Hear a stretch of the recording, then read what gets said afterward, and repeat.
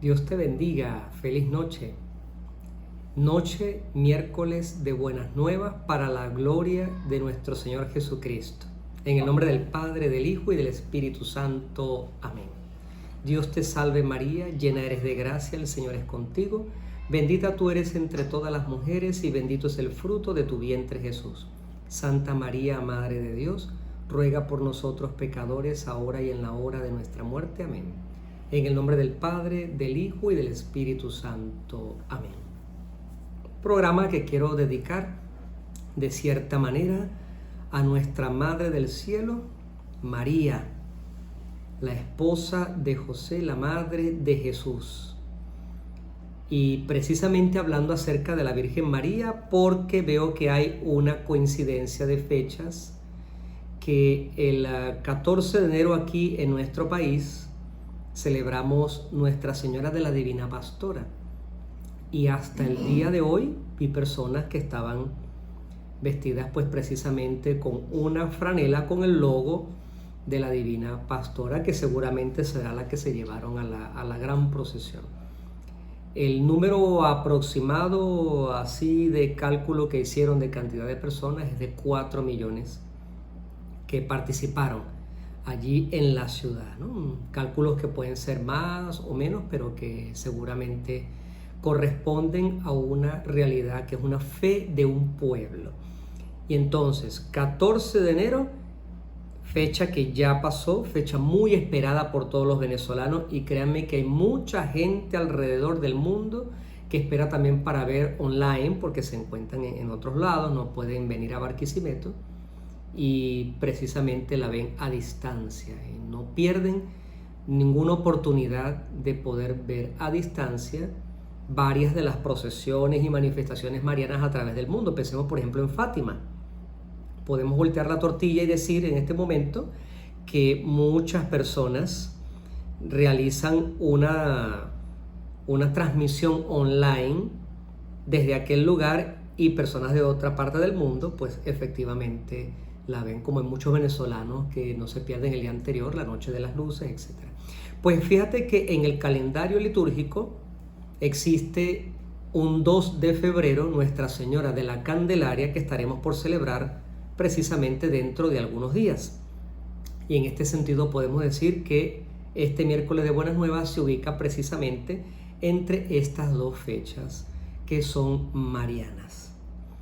Pero antes de hablar acerca del 2 de febrero, vamos a hacer un pequeño repaso como lo hemos hecho en los otros en vivo, que es un repaso acerca de lo que ha sido el año litúrgico hasta ahora, pero incluyendo solamente los días del año civil. No vamos a hablar del Adviento, no vamos a hablar del inicio de la Navidad, tampoco vamos a hablar de la primera fecha que fue efectivamente el 1 de enero, la festividad de Santa María, Madre de Dios, sino un poquito más acá, unos días después.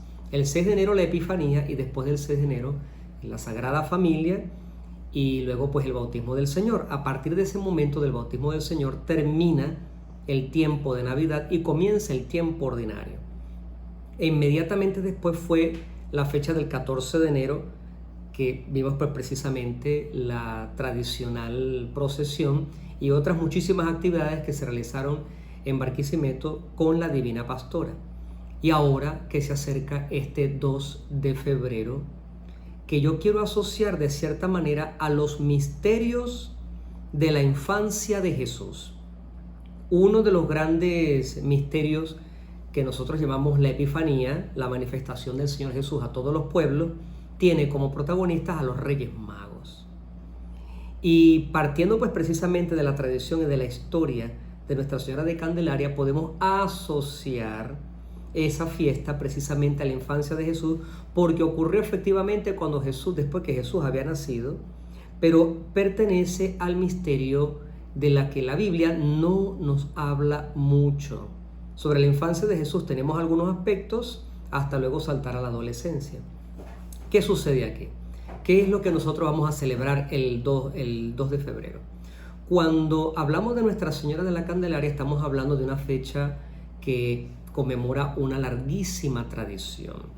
Tú vas a encontrar en internet, y no pienses que es un error de traducción o de transcripción, que antes se llamaba la tradición de Nuestra Señora de las Candelas.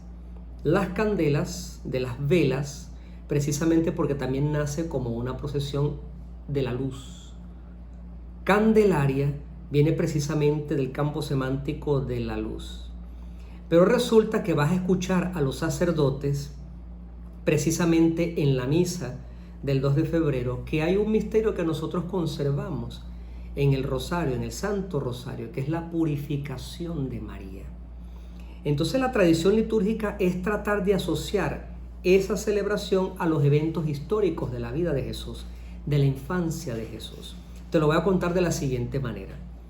Ya quitando el evento bíblico de los Reyes Magos, precisamente de lo otro que viene justo antes de la presentación de Jesús en el templo, y es lo siguiente. Cuando tenemos un espejo en el Evangelio que nace Juan Bautista y nace Jesús, la anunciación de Juan Bautista y la anunciación de Jesús. Por lo tanto, Juan Bautista precede a Jesús por unos cuantos meses. Pero resulta que la tradición es que cuando nace un niño, al octavo día lo llevan a la iglesia, nosotros diríamos hoy en día la iglesia, pero es la sinagoga, al templo, para presentarlo delante del sacerdote. Y ese día, que es lo que intenté explicarle a las personas en las misas de aguinaldo, ese día le colocan el nombre al niño. Por lo tanto, por eso tenemos el Evangelio que cuando nace Juan Bautista, al octavo día lo llevan al templo, lo presentan sus padres y le preguntan al papá que qué nombre iba a llevar. Entonces él, como estaba mudo, Zacarías lo escribe en una tablilla, se va a llamar Juan. La tradición es llamar al niño como el papá. Fíjate entonces que ni con Juan Bautista ni con Jesús sucede lo que la tradición judía realiza, y es que el niño se llame como su papá. Son casos paralelos, y efectivamente estamos hablando de dos parientes, tal vez primos de segunda, tercera generación, no exactamente primo hermanos como piensan algunas personas. Pero los nombres que adquieren estos niños son nombres que no vienen del papá. Jesús de Nazaret no se llama José como su papá, y Juan el Bautista no se llama Zacarías como su papá, porque precisamente es una misión particular que estaban cumpliendo. Entonces, ese día, al octavo día, ¿qué sucede? El papá y la mamá llevan al niño para presentarlo en el templo, pero este es el punto que quiero describir. Sea, por un lado, la esposa de Zacarías, por otro lado, la esposa de José el carpintero, la madre de nuestro Señor, estas mujeres cuando se presentan al templo, cuando presentan a los niños nacidos en el templo, ellas tienen que purificarse. Te digo solamente en 10 segundos que la mujer tiene que purificarse de un derramamiento de sangre que está prescrito precisamente en los textos del Antiguo Testamento y en el Pentateuco, en los 5 primeros libros, que es la Torá, la ley. Se dice efectivamente que cada derramamiento de sangre amerita recuperar la santidad, recuperar la pureza, recuperar todo lo que es la relación con Dios. Nosotros hoy en día pensamos obviamente que las mujeres hoy no tienen que purificarse de ningún tipo de derramamiento de sangre, porque eso pertenecía precisamente a la ley antigua que siguió María. Y por lo tanto, Nuestra Señora de la Candelaria me hace pensar que María fue, a pesar de haber sido la puerta de la nueva alianza, el arca de la nueva alianza, la Madre de Dios, la bienaventurada entre todas las mujeres, ella no tuvo ningún problema en seguir el rito que se realizaba en el templo, de que cuando una mujer daba luz, se presentaba precisamente para que ella se purificara. Son las paradojas de la historia de la salvación. ¿Por qué? Porque la mujer más pura que ha existido en el planeta, con mucha humildad, se sometió a un ritual de pureza para ella quedar purificada sin necesidad. María no tenía la necesidad de purificarse porque María es la mujer más pura y la más santa.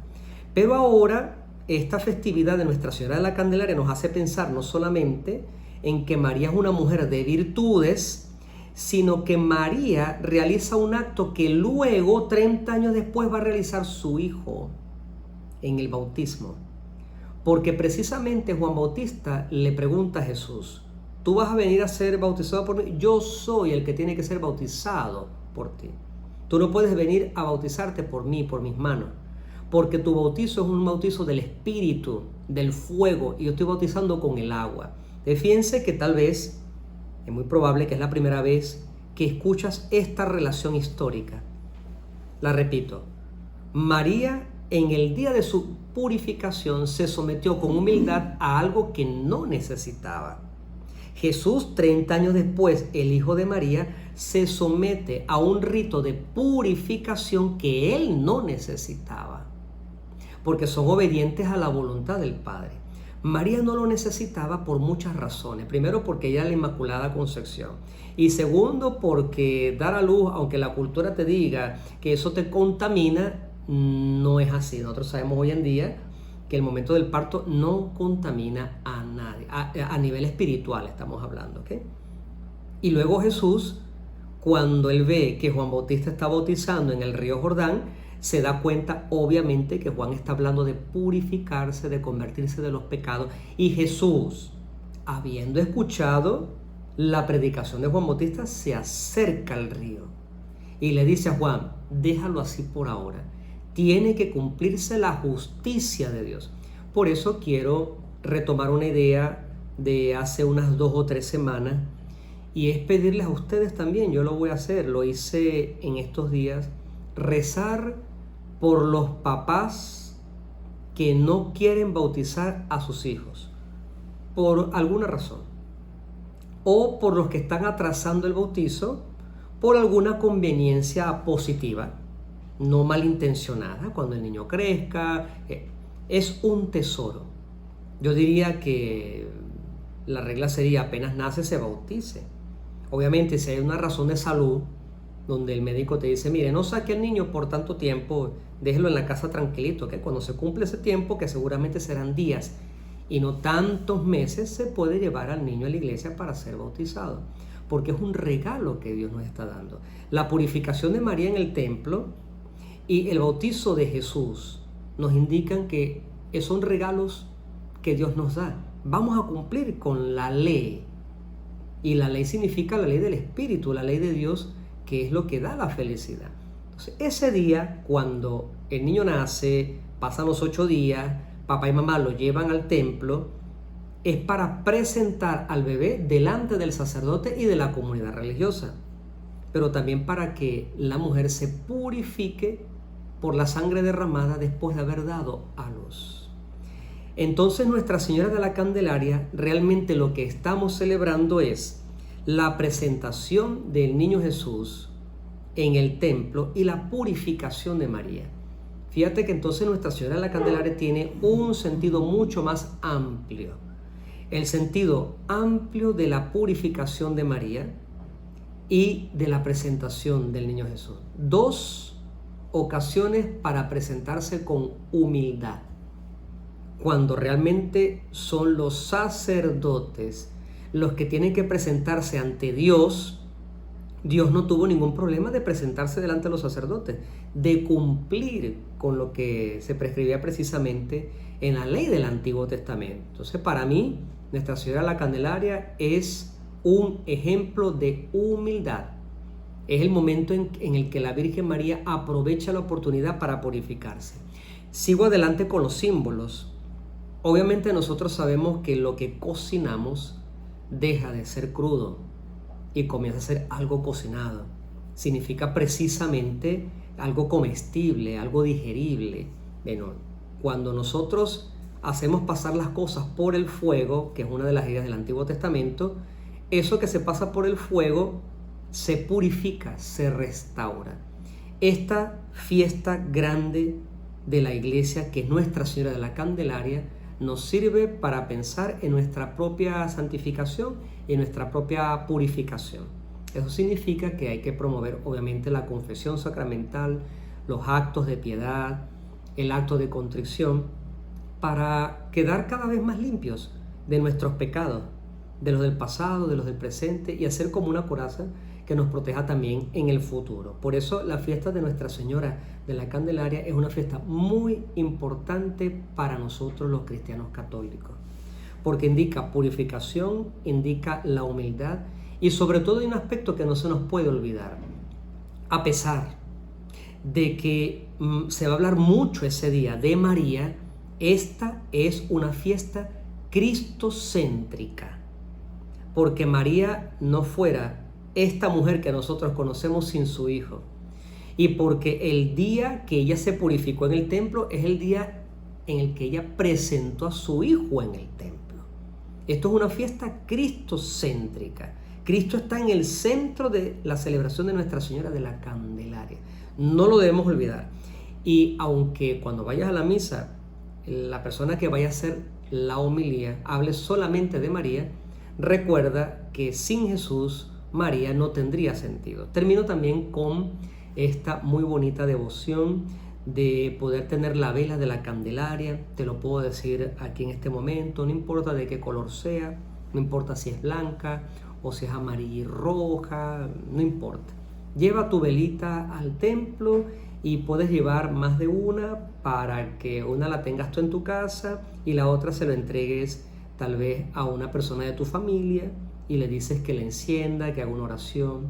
Lo más adecuado es llevárselo a una persona que esté en cama, enferma, porque los enfermitos aprecian mucho, mucho este tipo de regalos que son sacramentales. Que ahí en la cama, con los sufrimientos, con los dolores, enciendan la velita y recen. Eso es lo que todos podemos hacer. Es más, no hay que conservar la vela intacta hasta el año que viene. Podemos tranquilamente hacer que ese mismo día, el mismo 2 de febrero, al día siguiente, esa semana, se consuma toda la vela. Eso significa que encendimos esa vela en honor a Nuestra Señora de la Candelaria. Y por último te voy a decir que tradicionalmente algunas personas tienen ese 2 de febrero, después de la celebración, quitar el pesebre que colocaron en el mes de diciembre, porque estamos celebrando un misterio de la infancia de Jesús, precisamente como te he explicado en este en vivo. Que Dios te bendiga abundantemente en el nombre del Padre, del Hijo y del Espíritu Santo. Amén.